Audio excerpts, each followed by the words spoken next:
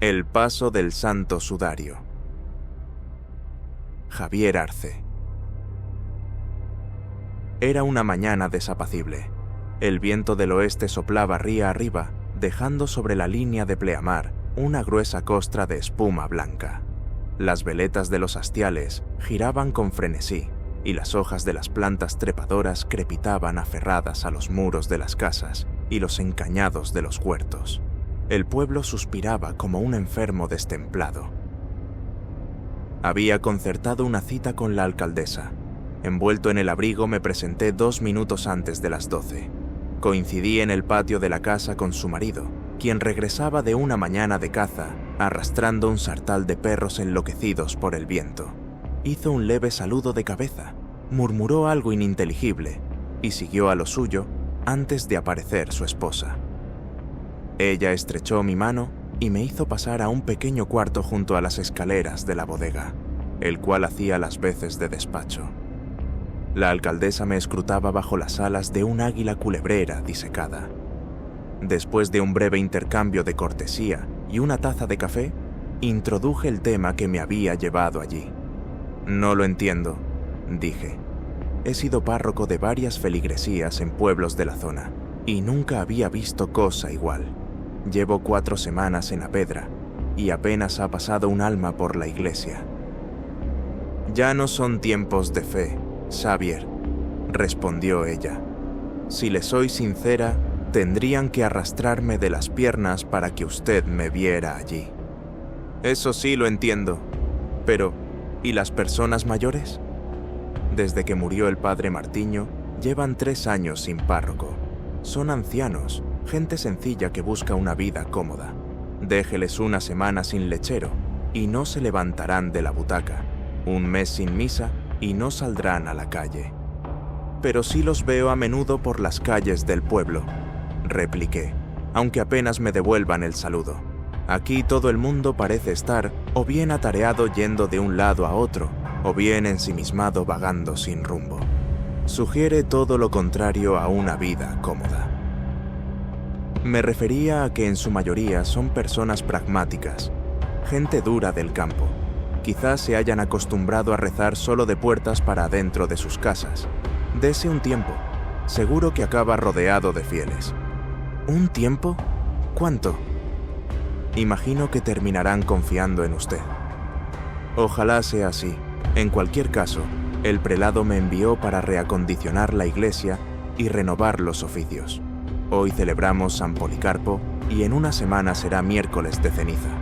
Me gustaría revisar el paso del Santo Sudario.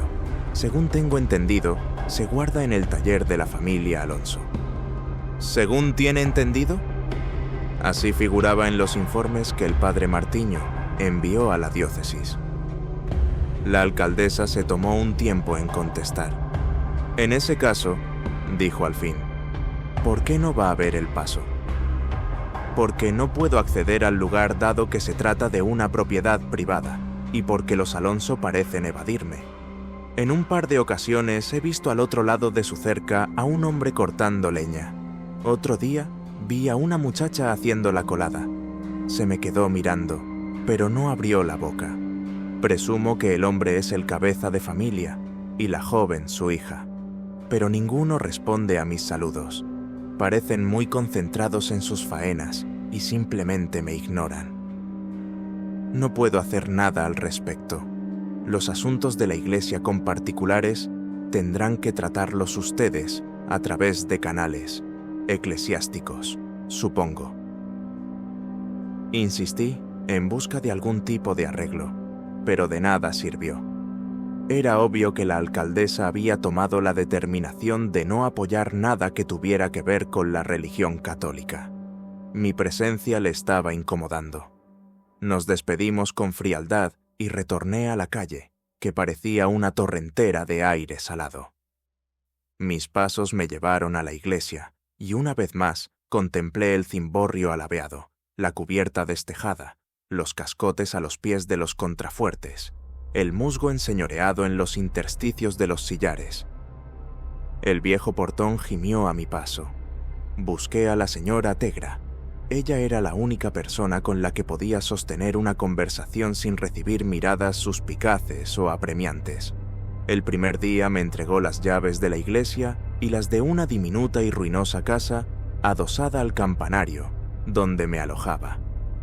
La señora Tegra era viuda y estuvo a cargo del mantenimiento de la iglesia en los años posteriores a la muerte del padre Martiño. Caminaba con dificultad y tenía un tic en el cuello. Sospecho que a causa de haber sufrido años atrás alguna enfermedad similar a la poliomielitis. A pesar de esos impedimentos, la señora Tegra me había parecido más locuaz y agradable que cualquier otro vecino de Apedra. Encontré a la mujer limpiando plumas de paloma y deposiciones ratoneras en la escalera que desde el transepto descendía a la cripta. Tegra, mujer, déjelo estar. Aquí hay trabajo para 100 días, y con estas ventoleras estaría mejor en su casa. De acuerdo, padre, termino aquí y me marcho, respondió con su habitual tono estropajoso. Quería preguntarle algo, dije por lo bajo. ¿Sabe si el paso de Semana Santa, el del Santo Sudario, está guardado en el taller de la familia Alonso? Allí se quedó después de la última procesión, hace 3 o 4 años. ¿Y por qué está en ese local? Creo que siempre se ha guardado ahí, padre. Es un sitio espacioso cerca de la iglesia. El abuelo, Julián Alonso, digo, estaba en buenos términos con el padre Martiño y con el cura que hubo antes del padre Martiño. Ninguno de los Alonso se ha pasado por aquí. Es mejor que así sea. Desvió la vista, nerviosa. ¿Cómo dice? No tiene importancia, padre Xavier. Son cosas de esa familia, asuntos antiguos y particulares. Perdone, no quería importunar. No, si yo le cuento. Al abuelo Julián le encontraron ahorcado en un olmo junto al taller, dentro de su finca. A partir de ahí se acabaron los tratos de la familia con el padre Martiño. Hasta entonces, los Alonso se dedicaban a la carpintería, pero cerraron el negocio y se las han ido apañando solo con las tierras y las reses. Tragué saliva. Al hijo Roberto, continuó la mujer, de lo ocupado que está apenas se le ve, pero de vez en cuando organiza reuniones en su casa a las que acuden muchos vecinos. Que yo sepa, tiene una hija, que no conoce madre. ¿Ha ido usted a alguna de esas reuniones? ¿Yo? Dejó la escoba contra un muro. Verá, yo soy de Illa do Cervos. ¿Lo conoce? No, pero sé que es el pueblo de al lado. Vi el desvío en la carretera antes de llegar aquí. ¿Qué más da eso? Usted lleva muchos años viviendo en Apedra. Vine cuando me casé, pero nunca he sido una más del pueblo. Nunca alguien de los suyos.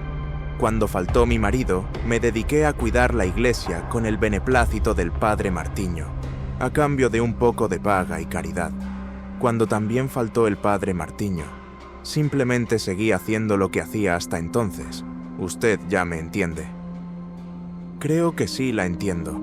Pero disculpe, ha dicho que a la muerte del abuelo se terminó la relación de los Alonso con el padre Martiño. ¿Qué ocurrió con el paso? Ah, simplemente se quedó dentro del taller. Ya no hubo más procesiones y apenas misas en Apedra. El padre Martiño enfermó acto seguido, y al cabo terminó muriendo, como ya sabe.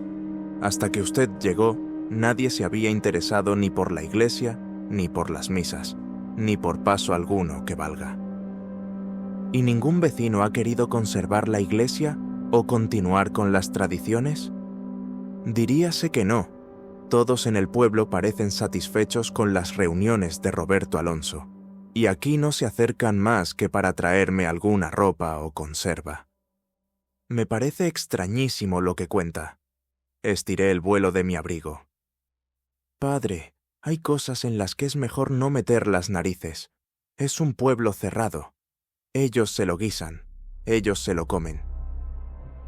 Acompañé a Tegra hasta su maltrecha vivienda, y a continuación fui a la casa, mi casa, e hice una comida frugal. Pensé en intentarlo de nuevo con los Alonso. Las palabras de la alcaldesa y de la viuda habían espoleado mi curiosidad. No era la mejor tarde para ir de visita, pero quizá el viento hubiera obligado a la familia a resguardarse y olvidar el trabajo hasta el día siguiente. Podía ser el momento propicio para acercar posturas. Al doblar la esquina desde donde asciende la cuesta a la finca de los Alonso, encontré a dos ancianos hablando en un banco en medio del fuerte viento. Callaron cuando pasé y, como de costumbre, me negaron el saludo, pero en cuanto les di la espalda, y a pesar de las ventadas, los escuché reemprender la conversación entre acres susurros. Como la vez anterior, recorrí la cerca de los Alonso y a través de los setos vislumbré un huerto bien cuidado, algunos tocones a medio partir y, más allá, tierras de labranza. Al término de la cerca se levantaba una casa achaparrada de 2 plantas, en cuyos bajos se hallaba la puerta de doble hoja, que en tiempos daba paso al taller de carpintería. El rústico letrero, hecho con brochazos de pintura verde sobre la madera, apenas se distinguía. Pensé con inquietud que allí dentro se encontraba el paso del Santo Sudario, a saber en qué condiciones. Me disponía a ascender los peldaños de acceso a la puerta principal de la casa, cuando algo en el jardín llamó mi atención.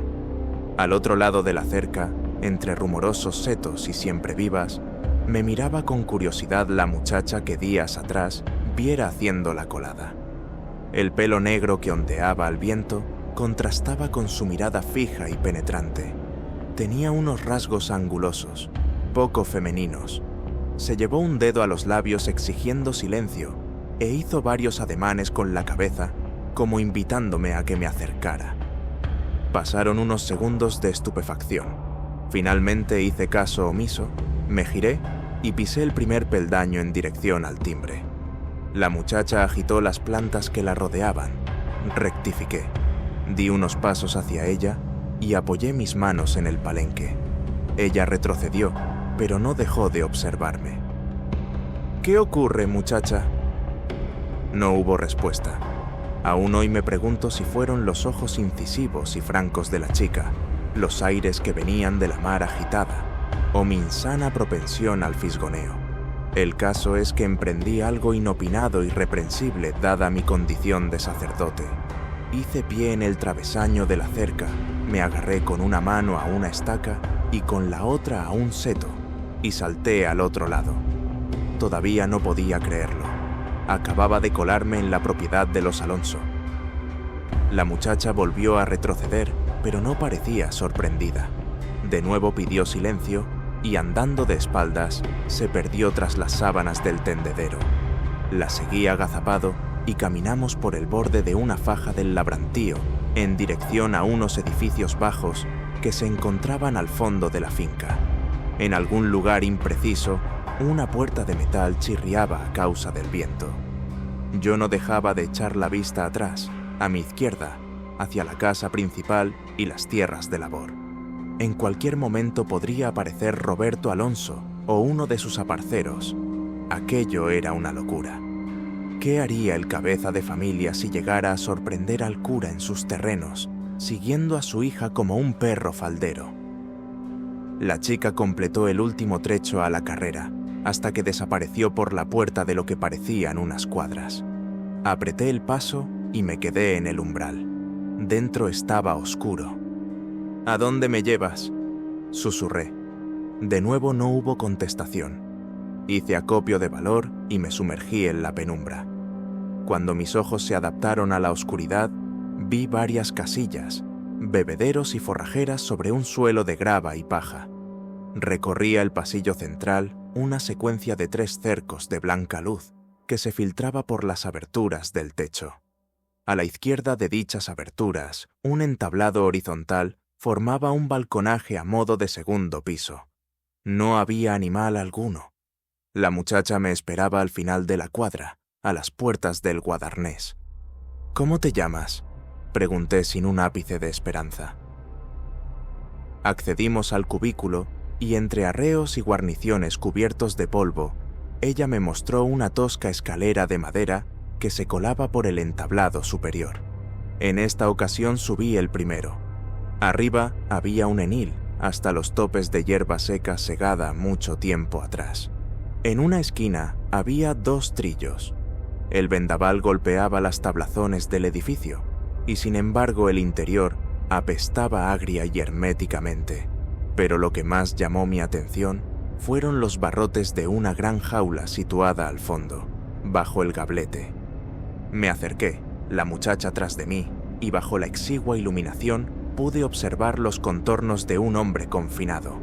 Perplejo, di una vuelta alrededor de la jaula y tropecé con un bacín. El contenido, pestilente, se derramó sobre el piso. El hombre, más bien un chico, giraba sobre sí mismo para no perderme de vista. Se escuchó el tintineo de eslabones a la altura de sus pies. Pegó la cara a los barrotes y pude ver las profundas deformidades que sufría. El rostro era atroz, hidropático. Salvo por un collar de metal herrumbroso del que pendía una cadena, estaba completamente desnudo y su estampa jibada recordaba a algún animal cuadrumano a medias concebido. Me acerqué un poco más. Carecía de atributos sexuales y de muslos para abajo estaba bañado en sus propias heces. Di un paso hacia él. La fetidez era intolerable. A su alrededor había montañas de huesos y desperdicios que le llegaban hasta los tobillos y se enredaban en la cadena que lo sujetaba. «En nombre de Dios», dije, «¿qué crueldad es esta?» «Va», silabeó el muchacho. Me volví hacia la chica. «¿Dónde está la llave?» Ella movió la cabeza en señal de negativa. Bajé al guadarnés y regresé provisto de un largo perno y un mazo. En cuanto apoyé la pieza de hierro contra la cerraja de la jaula, el muchacho gritó: «¡Va! Inquieto a causa del escándalo, di 3 sonoros golpetazos, pero solo conseguí sacar unas chispas. «Va». Golpeé una vez más, y sin saber bien qué hacer, tiré las herramientas al suelo y agité la puerta de la jaula con mis manos. De nuevo griterío y estrépito, pero ningún avance. «Va». Me lancé de hombro contra los barrotes en un intento por cimbrear la jaula, pero no se desplazó ni un milímetro. Entonces me di cuenta de que estaba anclada con roblones a los maderos del suelo. Creí escuchar ladridos provenientes del exterior. Ya no pude más. «Escucha, muchacha, voy a ir a buscar ayuda, ¿de acuerdo? Sal de aquí y quédate callada, ¿de acuerdo? Vamos a sacarlo, todo va a ir bien». Con el corazón desbocado, bajé a toda prisa las escaleras, crucé la cuadra y salí a la parcela. No vi perro u hombre alguno, pero corrí como alma que lleva el diablo por las tierras de labranza hasta que salté contra el seto y de alguna manera acabé al otro lado, magullado y lacerado, fuera de la propiedad de los Alonso. Me alejé de la casa lo más rápido que pude e intenté perderme en las calles del pueblo. No importaba qué esquina doblase, el viento siempre parecía soplar en mi contra. Apenas logré ordenar mis pensamientos, resolví hacer una llamada a la Guardia Civil y exponer la situación. No me importaba confesar que había allanado la morada de los Alonso. Lo primero era la seguridad de los 2 muchachos, por supuesto. Sabía que en la casa de la alcaldesa se disponía de teléfono, así que encaminé mis pasos hacia allí. En el trayecto me crucé con un grupo de 3 vecinos. Caí en la cuenta de que estaba rojo y sudoroso por la tensión y el esfuerzo, y que en mis manos se adivinaban los cortes de la huida, así que me alejé de ellos tratando de no darles la cara. Aún así, noté sus miradas clavadas en mi espalda. Por segunda vez en el día, dejé atrás murmullos y bisbiseos que se perdieron entre las ráfagas de aire. Abrió la puerta el marido de la alcaldesa. Ella apareció al momento en el recibidor. Al verme tan alterado, cogieron mi abrigo, hicieron que pasase a la trascocina y me sirvieron una tisana. Les conté todo: la muchacha, las cuadras, el enil, la jaula, el pobre chico. Quizá incurriera en algunas imprecisiones al relatar lo ocurrido, pero fui tajante en mi requerimiento. Necesito usar su teléfono para advertir a la Guardia Civil, sentencié. Cruzaron miradas. Será mejor que se quede aquí sentado, dijo ella. Voy a llamar yo. Me levanté de la silla dispuesto a seguirle y protestar, pero el marido se interpuso en mi camino. Déjela, hombre, que está usted muy nervioso. Le van a hacer más caso a ella, que para algo es la alcaldesa. Volví a sentarme. Las paredes apagaban la conversación y tan solo se escuchaba el rumor amortiguado de la voz de ella. Pasaron unos minutos incómodos. Apareció la alcaldesa y volvió a mirarse con su marido. Ahora vendrán, me dijo, y usted podrá explicarlo todo. Pasó otro desagradable rato. Ulular, postigos golpeteando, carillón del reloj, las 5 de la tarde. Sonó el timbre. La alcaldesa fue a abrir. Escuché varias voces masculinas. Me levanté otra vez, inquieto. Al momento irrumpieron en la cocina 5 vecinos, encabezados por el hombre que días atrás viera haciendo leña. Era Roberto Alonso. Le andaba buscando, padre, dijo Alonso. ¿A mí? Yo le andaba buscando precisamente a usted, y también a la Guardia Civil. Usted ha estado en mi casa, replicó con sequedad. Usted ha estado haciendo algo con mi hija. ¿Está loco? ¿Es que no tiene vergüenza? Su hija me ha advertido y mostrado que usted tiene encerrado a un chico deficiente en un enil. Los hombres se miraron alternativamente entre sí y miraron a la alcaldesa. Ella hizo un gesto de asentimiento hacia Roberto Alonso. Me volví hacia mi anfitriona. ¿Dónde está la Guardia Civil? Mi voz perdió fuerza conforme terminaba la frase. La alcaldesa callaba. El marido y 2 vecinos me sujetaron por los hombros. ¿A qué ha venido aquí, padre?, dijo Roberto Alonso. ¿A restaurar la fe? ¿A devolver el rebaño al redil? ¿O a continuar lo que intentó el padre Martiño? ¿Quiere creer, padre? Alonso subió la voz. ¿De verdad quiere creer? Sus palabras me asustaron más que cualquier otra cosa de las que había presenciado hasta el momento. Había un deje de odio y locura en su tono. Alonso se dio la vuelta y los hombres me empujaron hacia el recibidor. Alguien cogió mi abrigo y me lo tiró sobre la cabeza para que no pudiera ver. Salimos todos de la casa y me llevaron a empujones hasta lo que yo intuí que era el taller de carpintería. El viento arreciaba y por debajo, en la lejanía, podía escucharse el rumor salvaje del mar agitado. Mientras Alonso abría las puertas, dio instrucciones a uno de los suyos. «Ve y di a todos que vamos a hacerlo ahora». ¿Ahora? Hoy es un día tan bueno como cualquier otro. Vamos, ve. Una vez dentro, me obligaron a sentar en el suelo con las manos bajo las posaderas. Intenté sacudirme el abrigo de la cabeza, pero no pude. Escuché cerca de mi oído la voz de la alcaldesa. Está a punto de presenciar lo mismo que en su día presenció el padre Martiño y otros muchos de nosotros. De usted depende acabar o no como él. Durante largo rato la puerta no paró de abrirse y cerrarse, trayendo fugadas de viento y nuevos invitados. De forma paulatina, se congregaron muchas voces en el taller. Debía de estar presente casi todo el pueblo. «Va a empezar la misa», oí decir a Alonso. 2 vecinos me hicieron levantar y retiraron el abrigo de mi cabeza.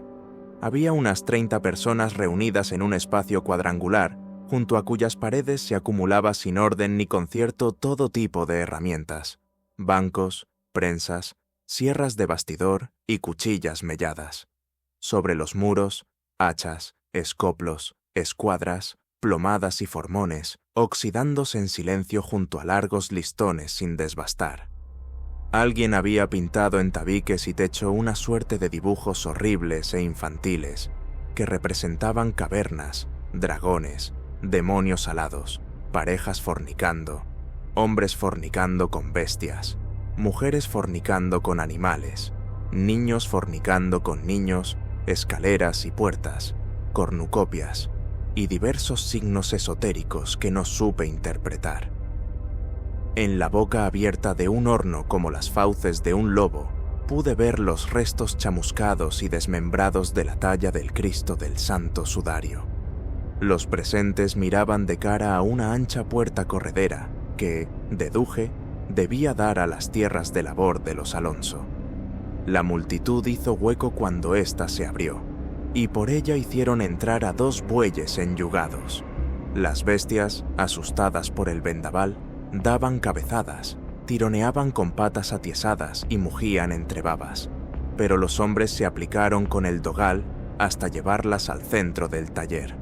Entre 4 vecinos, los desuncieron y ataron la soga a 2 argollas de la pared. A continuación, como si se repitiera la entrada de los bueyes, hizo acto de presencia la hija de Roberto Alonso, tirando del muchacho deforme de lenil mediante una cadena de gruesos eslabones. El muchacho avanzaba cojeando y miraba a la multitud con ojos míopes. Bajo la luz de las lámparas del taller, su situación era todavía peor de lo que imaginaba. Las piernas estaban inflamadas y supurantes, y arrastraba los pies por el suelo como un ecceomo. Su constitución era endeble y atrofiada, pero al mismo tiempo el cuerpo desnudo parecía fofo y craso. Carecía de cualquier tipo de vello o pelo, y en lugar de genitales, lucía en su lisa entrepierna una mácula de tono carmesí. Conducido por la muchacha, se quedó en el centro del taller, junto a los 2 bueyes, cerca mío, pero en ningún momento dio signos de reconocerme. «Padre Xavier», musitó la alcaldesa, «contemple al andrógino». Una vecina provista de llave retiró del muchacho el collar y la cadena.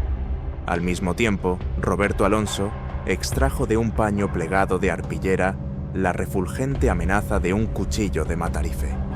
Pensé que con semejante instrumento iba a sacrificar al muchacho y a los bueyes, y quizá también a la muchacha en alguna clase de ceremonia macabra. «No, ¿qué va a hacer? Insensato hijo de perra». Varios vecinos se echaron sobre mí. Me debatí y grité, pero no pude impedir que Alonso se acercara al andrógino. Esperaba la cuchillada cruel, la cuchillada del cínico, la del fanático, el sacrificio del muchacho, la mayor abominación sobre la tierra, la peste humana, el veneno del hombre brotando y rezumando desde los pozos de los mundos inferiores. Para mi sorpresa, no lo degolló, sino que entregó el cuchillo en sus manos. La hija de Alonso se colocó al lado de ambos. Creo que en ese instante ella me reconoció, pero apartó la vista de inmediato. Sostenía con sumo cuidado el santo sudario que había pertenecido a la talla del paso. Estaba ajado y perlado de manchas de sangre seca. Lo puso delicadamente sobre los hombros del andrógino, y así lo vistió. Yo estaba completamente anonadado. El andrógino se acercó a los bueyes y le escuché susurrar algo en sus oídos. «Va, va, va, va». Los animales parecieron calmarse, y entonces el andrógino utilizó el cuchillo, y ahí mismo los yuguló uno detrás del otro, como si abriera la espita de 2 barricas de cálido y negro vino.